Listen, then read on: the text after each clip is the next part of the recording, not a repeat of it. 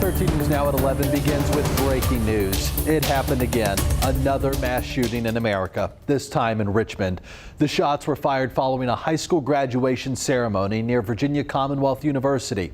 At least 7 people were shot. 2 of them died. Another person is still in critical condition at this very hour. And tonight we know a suspect is in custody. Here is the latest information from police. Tonight, a high school graduation ends in gunfire in Richmond. This should have been a safe space. The people should have felt safe at a graduation. Richmond police think it took less than a minute for the gunman to fire round after round from a handgun, hitting 7 people, including the 18 and 36-year-old men who were killed.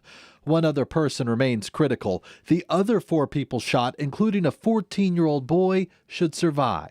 It's just chaos from there. You just kept hearing shots. It was like 8, 9, 10 shots. Others were hurt trying to escape the chaos. A 9-year-old girl got hit by a car while running away. When you have a crowd like this, innocent people are going to be caught up in the mayhem, and that's what happened today. The shooting happened as families gathered outside Altria Theater to take pictures with their proud graduates who got their diplomas just moments before. Is nothing sacred any longer? Richmond Mayor LeVar Stoney calls it tragic and traumatic. Children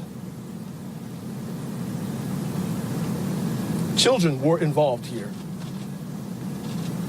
at a graduation. Police recovered 4 handguns from the scene and arrested the suspected gunman, a 19-year-old not far away.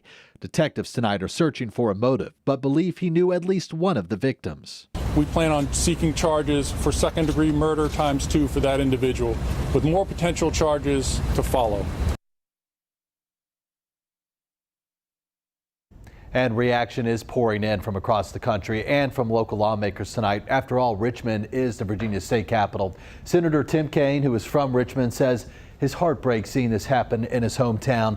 He says that he is sickened that this happened on an occasion that should have turned joyous, turned violent, adding, quote, "We can't keep living like this." Senator Mark Warner said that it was extremely alarming what happened. He says he's thinking of the first responders and the victims.